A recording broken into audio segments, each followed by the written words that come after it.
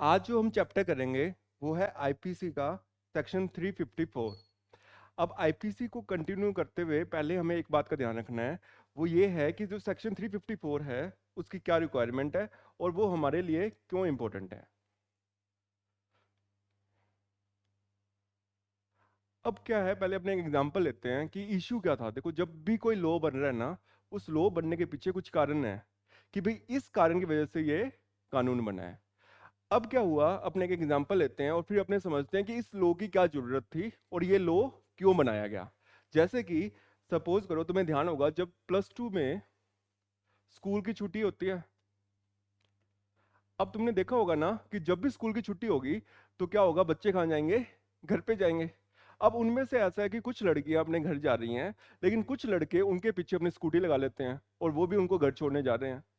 अब वो जब तक वो घर नहीं पहुंच पाती तब तक वो भी अपनी स्कूटी लगा के उनके पीछे हैं। अब उसमें क्या दिक्कत आ रही थी, मान लो सपोज करो एक लड़की है जिसका नाम है गीता। अब गीता अपने घर जा रही है, लेकिन दो लड़के बुलेट पे बैठ के वो भी उसको पीछे घर छोड़ के जा रहे हैं और उसके पीछे उसको फॉलो कर रहे हैं। अब वो पूछते या गीता उनको रोक के बोलती कि भाई तुम मेरा पीछा क्यों कर रहे हो, तो ऑब्वियस सी बात थी, वो क्या जवाब देते कि भाई ये जो सड़क है वो तुम्हारे फादर की थोड़ी है, हमारे ने भी टैक्स पे किया है, हम भी इसको पे जाएंगे। तो कोई एक ऐसा लॉ ही नहीं था जिसमें हम उनको रोक सकें। तो उसके लिए गवर्नमेंट ने क्या किया, एक अमेंडमेंट की और एक नया सेक्शन जोड़ दिया, जिस सेक्शन का नाम क्या है, सेक्शन 354D। सभी नोट डाउन कर लेंगे, सेक्शन 354D। जो सेक्शन 354D है वो किसके बारे में बात करता है, स्टॉकिंग के बारे में। अब ये सेक्शन बहुत ही खतरनाक है और इसका मिसयूज भी हो सकता है। मान लो हम क्लासरूम में इतने बच्चे बैठे हैं, अब वहां पे एक बच्चा बैठा किसी एक लड़की को घूरता रहे और वो लड़की नहीं चाह रही कि वो उसकी तरफ देखे, तो वो कौन सा सेक्शन उस पे केस कर सकती है, 354D। या फिर आप किसी लड़की को फॉलो कर रहे हो और लड़की वो चाह ही नहीं रही है कि आप उसे फॉलो करो, तो वो कौन सा सेक्शन का यूज करेगी, 354D का। और 354D में हमें पनिशमेंट हो जाएगी, क्यों? क्योंकि हम उस लड़की को फॉलो कर रहे हैं बिना उसकी कंसेंट के। अब इस सेक्शन में एक दिक्कत हो रहा है। वो क्या दिक्कत है कि जैसे मान लो सपोज करो कोई पुलिस वाला है। अब अगर पुलिस वाला फॉलो कर रहा है ये, या फिर कोई सिक्योरिटी गार्ड फॉलो कर रहा है, तो हमने उसको एग्जेम्प्ट कर रखा है। किस लिए? अगर तुम्हें शक है पुलिस वाले को या गवर्नमेंट सर्विस को कि ये लड़की कुछ इलीगल काम कर रही है और वो उसको ऑब्जर्व करने के लिए, ड्यूटी करने के लिए उसको फॉलो कर रहा है, तो सेक्शन 354D नहीं आएगा। दूसरा एग्जांपल, एग्जाम में अब कोई भी लड़की बोल दे कि एग्जामिनर तो अब मेरे आगे पीछे फिरता रहता है और ये क्या कर रहा है कि मैं जब भी पेपर लिखती हूँ ये देखता है यहाँ पे आके, तो वहां पे भी नहीं लगेगा। क्यों? क्योंकि वहां पे वो ऑफिशियल ड्यूटी कर रहे हैं। तो इस सेक्शन को वायलेट करने के लिए इंटेंशन होनी चाहिए, और उस इंटेंशन में क्या होना चाहिए कि आप किसी को फॉलो कर रहे हो और वो चाह ही नहीं रही लड़की कि आप उसे फॉलो करो। अब बात आती है, अगर कोई लड़का है और कोई लड़की उससे फॉलो कर रही है, तो क्या सेक्शन 354D आएगा? यहाँ पे अपने साथ भेदभाव हो रहा है। अगर कोई लड़का है और तीन लड़कियां उसके पीछे जा रही है ना, तो वो ये सेक्शन 354D का वायलेशन नहीं कर सकता। ये सेक्शन सिर्फ लड़कियों के लिए है। कोई लड़का ये बोले कि ये लड़की रोज मेरे को घूरती है, या फिर ये लड़की रोज मेरे पीछे, मैं कैंटीन में जा रहा हूँ तो ये भी आ गई वहां पे, या फिर मैं कहीं जा रहा हूँ मान लो पिक्चर देखने, ये भी वहां पे आ गई है, तो सेक्शन 354D नहीं है। क्यों? क्योंकि हम मान के चल रहे हैं कि जो मैन है वो स्ट्रोंग है थोड़े से, और हमारा लोग किसकी टेक केयर कर रहा है, जो वीकर सेक्शन है उसकी। अब एक बार अपने क्या करते हैं, जो सही में लो है वो रीड कर लेते हैं, फिर सेक्शन पे वापस आते हैं। ठीक है, तो अपने ब्राउजर पे खोलते हैं, सेक्शन 354A नहीं खोलेंगे एक बार अपन, इसको अपने नेक्स्ट पे चलते हैं। सेक्शन 354B ये भी नहीं पढ़ेंगे एक बार। सेक्शन 354C इस पे भी बाद में आएंगे अपने। ये कृष्ण जो भगवान थे वो ये करते थे क्राइम, इसको भी अपने पढ़ेंगे। 354D पे आते हैं। ठीक है, एक बार मैं इसको जूम कर देता हूँ थोड़ा ताकि सब देख लें। सेक्शन 354D क्या बोलता है, एनी मैन। तो यहाँ पे एक चीज को अपने को ध्यान रखना है कि एनी मैन जब भी आ गया तो हम क्या करेंगे, ये मान के चलेंगे कि ये ऑफेंस जो पूरा का पूरा है वो किस पे है, मैन ही लाइबल है उसके लिए, वुमेन कभी लाइबल होगी नहीं। तो any man who follows a women and contacts और attempts to contact such women to foster personal intention repeatedly, बार बार वो कोशिश कर रहा है। एक बार किसी वुमेन से आप पूछ रहे हो ना कि भाई क्या तुम मेरे साथ मूवी देखने जाओगी, तो सेक्शन 354D नहीं आएगा। रिपीटेडली वर्ड है कि एक आप उसको फॉलो कर रहे हो, कांटेक्ट कर रहे हो, अटेम्प्ट कर रहे हो उस वुमेन को कांटेक्ट करने के लिए, और बार बार, और जबकि उसने क्लियर इंडिकेशन दे दिया कि वो इंटरेस्टेड नहीं है। ठीक है, हम ये नहीं बोल रहे कि आप इसके जैसे जब ये सेक्शन 354D आया कि आप किसी लड़की से बात करना ही बंद कर दो। हाँ, आप अपना बताओ कि भाई मैं आप में इंटरेस्टेड हूं। अगर उसने मना कर दिया तो, और उसके बाद भी तुम कर रहे हो नहीं नहीं तुम चलो मूवी देखने, चलो चलो चलो, तब ये सेक्शन 354D का केस हो जाएगा। कब नहीं होगा? मान लो लड़की को भी पसंद है वो लड़का, और वो खुश हो रही है कि बढ़िया ये लड़का आ रहा है मेरे पास, तो सेक्शन 354D लगेगा ही नहीं।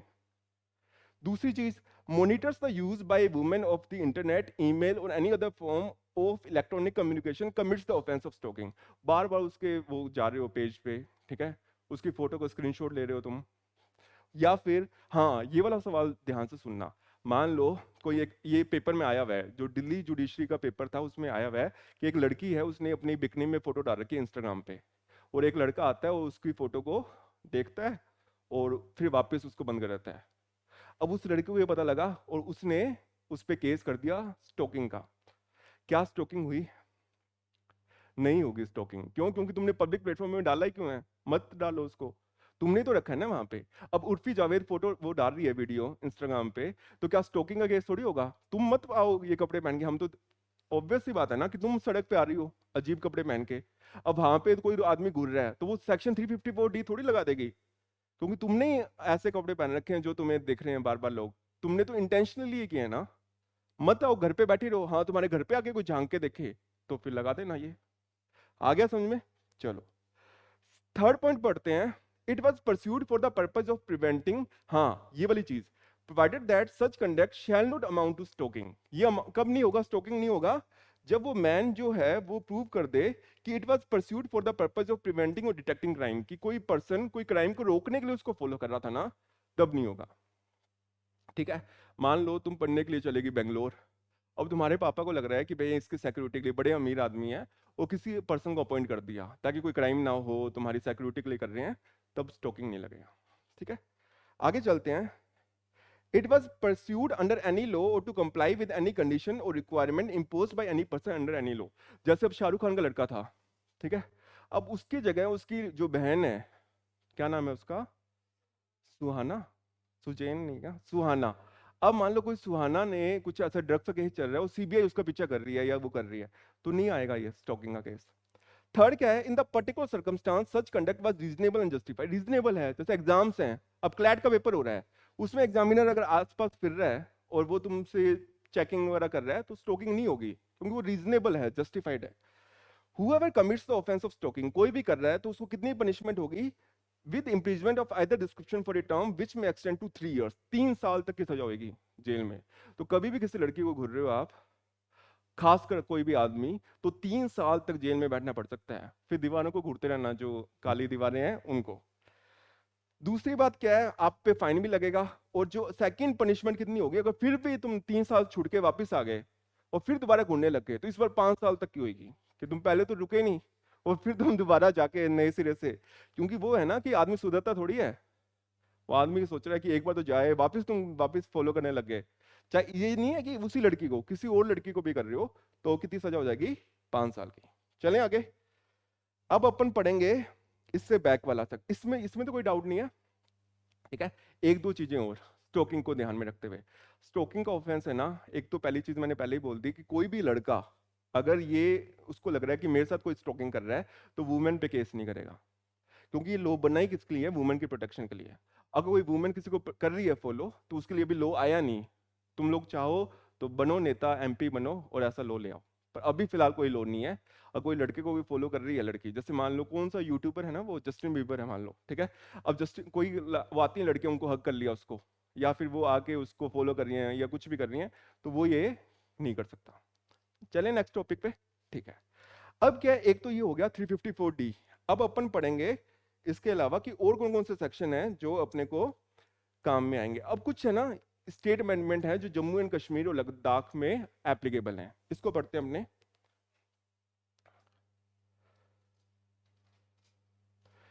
354E लिख लो नोटबुक में। 354E बोलता है sextortion. Whoever being in a position of authority, कोई भी आदमी ऐसा है जो हेड है, ठीक है, इसको और जूम कर देता हूं मैं, being in A fiduciary relationship, fiduciary क्या होता है? ट्रस्ट वाली, जहां पे आप किसी से ट्रस्ट करके किसी को भेज रहे हो। बीइंग ए पब्लिक सर्वेंट, या आप कोई पब्लिक सर्वेंट हो, abuses such authority or fiduciary relationship or misuses his official position to employ physical or non-physical form of coercion to extort or demand sexual favor from any woman in exchange of some benefit or other favor that such person is empowered to grant or withhold shall be guilty of sextortion। मतलब कि अगर आप किसी post पे बैठे हो सरकारी, और आपको पता है कि इस वुमेन को कोई काम है, और आप बोल रहे हो कि ये काम मैं तभी करूंगा, ठीक है, जब आप उसको कोई सेक्सुअल या फिजिकल बेनिफिट दोगे, तो कौन सा ऑफेंस कर रहे हो? 354 ई में सेक्सटोर्शन। पर ये वाला लॉ आईपीसी में नहीं है, ठीक है, ये सिर्फ ऐड किया है, किसने किया है? जम्मू एंड कश्मीर में। इंडिया यानी राजस्थान में ये एप्लीकेबल नहीं है, सिर्फ जम्मू एंड कश्मीर और लद्दाख में है। आ गया समझ में ये? ठीक है, अब अपन चलते हैं नेक्स्ट पे।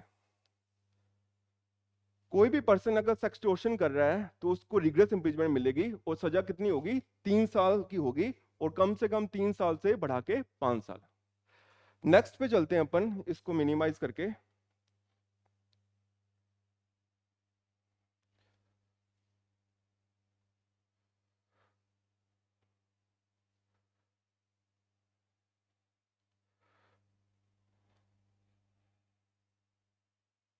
प्रीवियस पे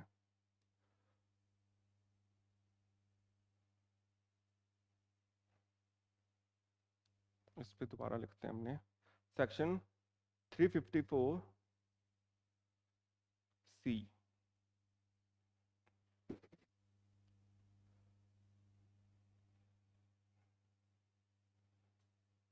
अब जो सेक्शन 354 सी है, ये भी बहुत काम का है।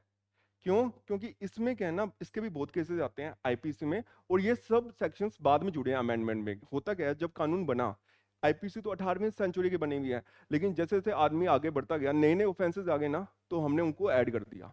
354 सी क्या बोलता है? वोयरिज्म के बारे में।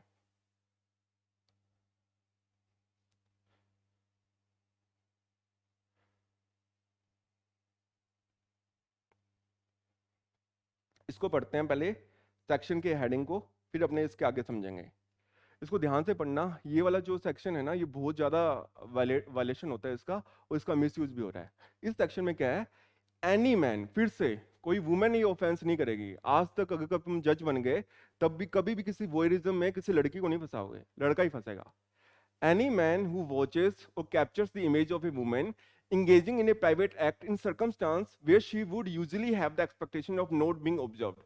अगर आप किसी को देख रहे हो, ठीक है, या फिर उसकी कोई फोटो क्लिक कर रहे हो, और वो लड़की मान के चल रही है कि यहाँ पे कोई मुझे नहीं दिखेगा, फिर either by the preparator or by any other person at the behest of the preparator or disseminate such image shall be punished on first conviction with the imprisonment of either description of a term which shall not be less than 1 year। मतलब कि कहने की ये बात है, अगर कोई लड़की कहीं पे नहा रही है, या फिर कुछ कपड़े बदल रही है, जैसे कई बार क्या होता है ना, कि कोई वहां पे चलेगी शॉप पे, मान लो एडिडास के शोरूम में चलेगी, अब वो ट्रायल रूम में जाके वहां पे अपने कपड़े चेंज कर रही है, और जो वो वहां पे पानी पिलाने वाला है उसने कुछ कैमरा रख रखा है वहां पे, तो वो कौन सा ऑफेंस कर रहा है? 354 सी का वोयरिज्म, क्योंकि वो मान के चलिए कि यहाँ पे कोई कैमरा नहीं होना चाहिए ट्रायल रूम में।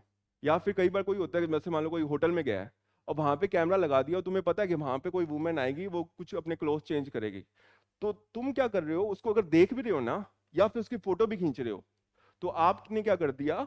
वोयरिज्म। ऑपोजिट देखें, और कोई लड़का जा रहा है और कोई वुमेन वहां पे देख रही है, तो कोई ऑफेंस नहीं है 354 सी में। अब जैसे अपने ने वो पढ़ा था ना स्कूल में, कि कृष्ण भगवान थे, ठीक है, वो गोपियां चली गई वहां पे नहा रही हैं, वो उनके कपड़े ले आए, तो उन्होंने कौन सा ऑफेंस कर दिया? वोयरिज्म। ठीक है, चलें आगे। आगे और चलते हैं अपन। एक चीज और इसमें ध्यान रखनी है, where the victim consents, victim जो है, where the victim consents to the capture of image. अगर मान लो कोई लड़की बोल रही है कि मेरी फोटो खींच लो, ठीक है, बॉयफ्रेंड है उसका, उसने बोला मेरी फोटो खींच लो, और any act but not to the dissemination to third person, लेकिन उसने ये नहीं बोला कि भाई तीसरे को भी दिखा देना, ठीक है, एंड वेयर सच इमेज और एक्ट इज डिसएमिनेटेड, और तुम क्या कर रहे हो? उस इमेज को किसी तीसरे दोस्त को दिखा रहे हो, such dissemination shall be considered an offence under this section. दोबारा समझते हैं। मान लो रणबीर कपूर है, ठीक है, आलिया भट्ट है, ये दोनों बॉयफ्रेंड गर्लफ्रेंड है, ठीक है, आलिया भट्ट ने अपनी कुछ इमेजेस उसको भेज दी, किसको? रणबीर कपूर को, और उसने नहीं बोला कि ये थर्ड पर्सन को दिखानी है। और रणबीर कपूर अगर ये पिक्चर्स किसी और को दिखा रहा है बिना उसकी कंसेंट के, तो वो कौन सा ऑफेंस कर रहे हैं? 354C में। क्लियर है ये? ठीक है। 354D में क्या सीखा अपन ने, एक बार अपने नोट पे चलते हैं और इस पे क्लियर कर लेते हैं दोबारा अपन शुरू से, कि पहले अपने ने क्या पढ़ा था? 354D। याद है 354D क्या था? फटाफट कोई बताएगा? देखो 354D में रिवाइज करवा देता हूँ। इसको क्या बोला अपन ने? स्टोकिंग। स्टोकिंग क्या है कि आप क्या कर रहे हो, बिना, जब साफ साफ इंडिकेशन है कि भाई आपने किसी को देखना ही नहीं, जैसे सपोज करो लड़की ने मना ही कर दिया कि मेरे को नहीं फॉलो करना, फिर भी तुम रिपीटडली फॉलो कर रहे हो उसको, उसने साफ साफ बोल दिया और फिर भी क्लियर इंडिकेशन के बाद भी आप उसको फॉलो कर रहे हो, तो आप क्या कर रहे हो? स्टोकिंग कर रहे हो। या फिर आप उसको फॉलो नहीं कर रहे, ठीक है, सिर्फ आप उसको घुर के भी देख रहे हो और लड़की ने साफ साफ मना कर दिया कि भाई नहीं देखना है, तो आप क्या कर रहे हो? स्टोकिंग कर रहे हो। ठीक है। स्टोकिंग की कितनी सजा है? 3 साल, और बढ़ के कितनी हो जाएगी? 5 साल। फिर अपने ने क्या पढ़ा? Section 354C। सेक्शन 354C क्या था? वॉयरिज्म। वॉयरिज्म में क्या है कि जो लड़की है वो, उसको पता है कि भाई यहाँ पे कोई भी मुझे नहीं देखेगा, या फिर वो जहाँ नहाने गई है, कपड़े बदलने गई है, उसको मालूम है कि यहाँ पे पब्लिक प्लेस नहीं है, प्राइवेट प्लेस है, वो कोई भी मेरे को नहीं देखेगा, और फिर भी आप उसको ऑब्जर्व कर रहे हो, कैप्चर कर रहे हो इमेज उसकी, तो आप क्या कर रहे हो? वॉयरिज्म कर रहे हो। वॉयरिज्म क्या है? दोबारा समझ में आ गया ना सभी को? ठीक है। स्टोकिंग वाला भी समझ में आ गया। अब दूसरी चीज पे आते हैं।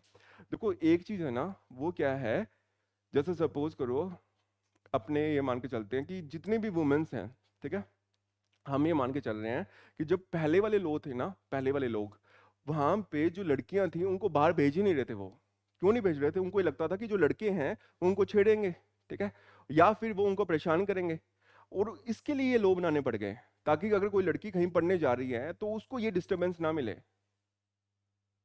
क्योंकि ये थोड़ी है कि वो अपनी पढ़ाई वढ़ाई छोड़ दे और घर पे ही बैठी रहे, तो हमने इसके लिए ये लॉ बनाए हैं।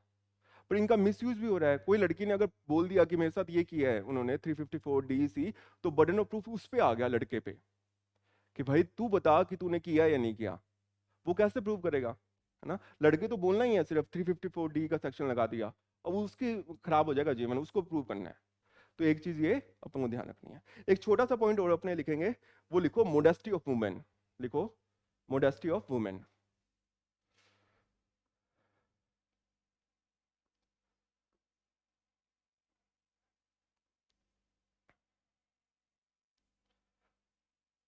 मोडेस्टी वर्ड सुना है? कोई बताएगा मोडेस्टी किसको बोलते हैं अपने? देखो क्या है ना, हर किसी की कोई ना कोई एक इज्जत है, ठीक है।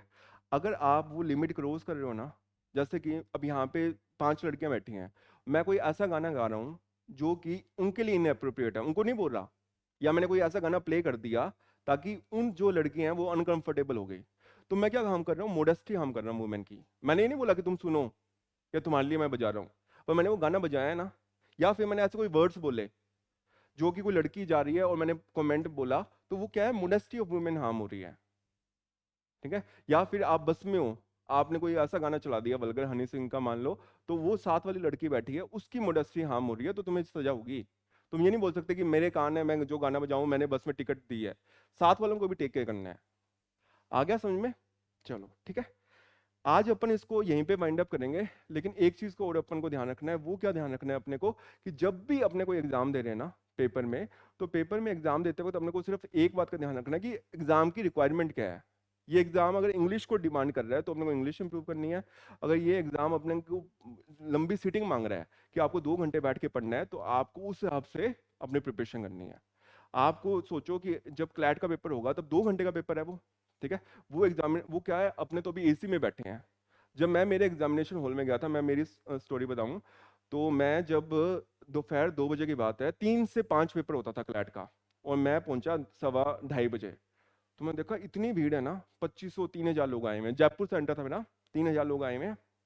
और ऑटो में जाते हुए यही सोच रहा हूँ, क्या सोच रहा हूँ, कि इंग्लिश का पेपर है मेरा, इंग्लिश में मैंने ग्रामर नहीं पढ़ी, और ग्रामर मैंने पढ़ी नहीं, और ग्रामर तो आएगी क्योंकि हमने जब दिया था तब 200 मार्क्स में ग्रामर आती थी, तो मैंने कहा ये पेपर तो होना ही नहीं। फिर मैंने सोचा करंट अफेयर्स अपने पढ़ के गए हैं, स्टैटिक जीके पढ़ा ही नहीं है, और 50 मार्क्स में से 35 तो करंट का था और 15 था स्टैटिक का, मैंने कहा ये भी नहीं गया।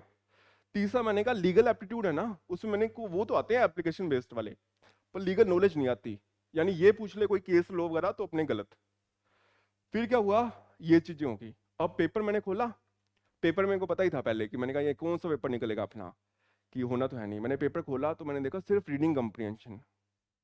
अब मैंने देखा सिर्फ रीडिंग कम्प्रीहेंशन, मैंने कहा भाई ये तो चाहिए थे अपने को, तो भगवान अपने साथ ही है कि कम से कम रीडिंग कम्प्रीहेंशन भी आ गए। तो मैंने कहा ठीक है। मैंने आगे देखा, जीके में एक भी क्वेश्चन स्टैटिक का नहीं है, एक भी। और वो पहली बार ऐसा हुआ था कि करंट पूछा, यानी सारा ही करंट पूछ दिया 50 का 50।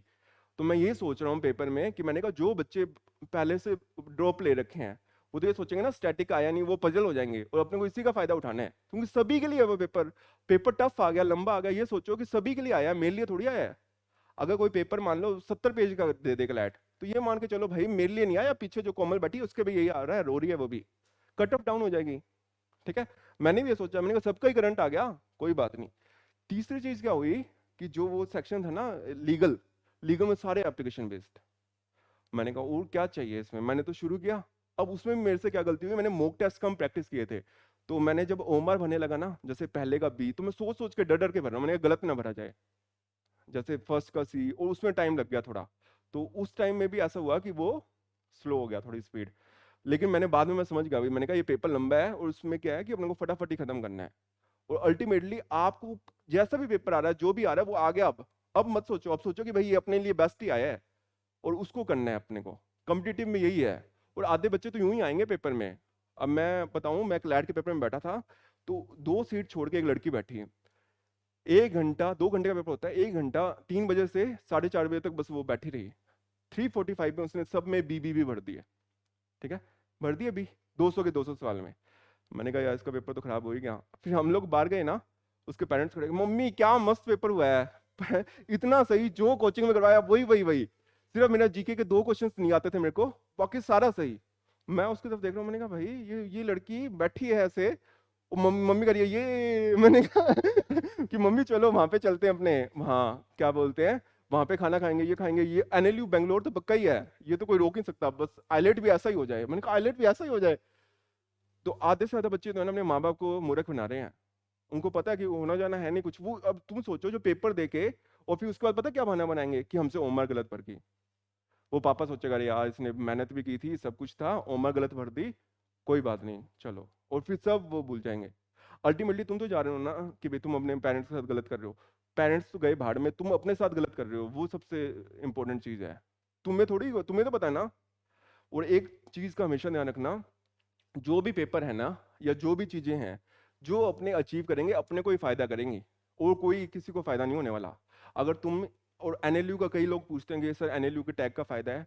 मैं मेरा एग्जांपल दूं, जब मैंने +2 करके कॉलेज में गया, एनएलयू हर टाइम में, तुम्हें लाइफ टाइम तक जो मैंने वो मेहनत की ना क्लैट की, आज भी मेरे को उससे रेवेन्यू मिल रहा है। अब मेरा एग्जांपल सुनो, मैं एनएलयू से पास आउट हो गया आ गया, ठीक है। अगर मेरे को यहाँ पे कितने वकील हैं, कितने लोग हैं ना जो लो जानते हैं, प्रोफेसर हो गए वगैरह ये हो गए, पर मेरे पास एक टैग था तो मैंने कोचिंग खोल ली कि भाई एनएलयू का टैग है। सामने वाला भी ये भरोसा कर रहा है ना, एक ट्रस्ट, कि भाई इसका पेपर निकला हुआ है क्लैट का, तब ये पढ़ा रहा है। अब ये बंदा एम्स का है, ये बंदा मान लो टांटिया में पढ़ा है, ऑब्वियस सी बात है अगर मेरे को ऑपरेशन करवाना हो तो मैं किसके पास जाऊंगा, एम्स वाले के पास या टांटिया वाले के पास? एम्स वाले के पास जाऊंगा, क्योंकि मेरे को पता है यार इस बंदे ने मेहनत करके पेपर निकाला है एक, और ये पढ़ के आया हुआ है, इसने भी चाहे ज्यादा मेहनती हो, पर हम इस पे रिस्क नहीं लेंगे। तो वही तो चीज है ना, पता क्या चीज चुभता है, जैसे मान लो अब अपने स्कूल में जब थे, तब जब कॉपी होती थी, ठीक है, अब कॉपी में एक ही अपने ने सेम सेम लिखा है और साथ वाले को ज्यादा नंबर मिल गए, तो अपने बोलेंगे ना कि सर इसको तो आपने ज्यादा नंबर दे दिए और मैंने इतना ही लिखा है, मेरे को कम दे दिया। लाइफ में भी ऐसा ही होगा, एक जना 5 घंटे मेहनत कर रहा है और दूसरा घंटा भी 5 घंटे वो कर रहा है मेहनत, पर एक को मिलेंगे 10 लाख उसी काम के और एक को 10,000 मिलेंगे। वो किस लिए? क्योंकि उसने सही टाइम पे मेहनत कर ली। तो सही टाइम पे मेहनत करेंगे तो अपने को रिवार्ड भी उतने ही मिलेंगे, लेकिन हमने सही टाइम पे मेहनत नहीं की तो वो साथ वाले को 10 गुना मिलेंगे, वो अपने को कुछ नहीं मिलेगा। अभी भी कितने कोचिंग इंस्टीट्यूट्स हैं क्लैट के, जो एक वो भी है जो 1 30 भी ले रहा है, ठीक है, एक वो भी है जो 13,000 रुपये भी ले रहा है, और एक वो भी है जो बोल रहा है कि आ जाओ, आ ही नहीं रहे बच्चे, ठीक है। तो उन्होंने सही टाइम पे अपने एफर्ट डाल लिए ना, तो उनको जो बोल दिया वही प्राइस है उनकी। पर वो चीज कब है? एजुकेशन पे। एक बार अपने ने एजुकेशन में ढंग से इन्वेस्ट कर दिया, लाइफ टाइम अपने को रिवार्ड मिलेंगे, ठीक है। कुल मिला के आज का होमवर्क अपना यही है कि अपने ने जो सेक्शंस पढ़े हैं उनको अपने पढ़ेंगे, जब अपने नेक्स्ट क्लास में आएंगे तो इन पे क्वेश्चंस कैसे बनेंगे ना उसके अपने पैसेज सॉल्व करेंगे। आज की क्लास को अपने यही वाइंड अप करते हैं। फिर नेक्स्ट सेशन में अपन स्टार्ट करेंगे।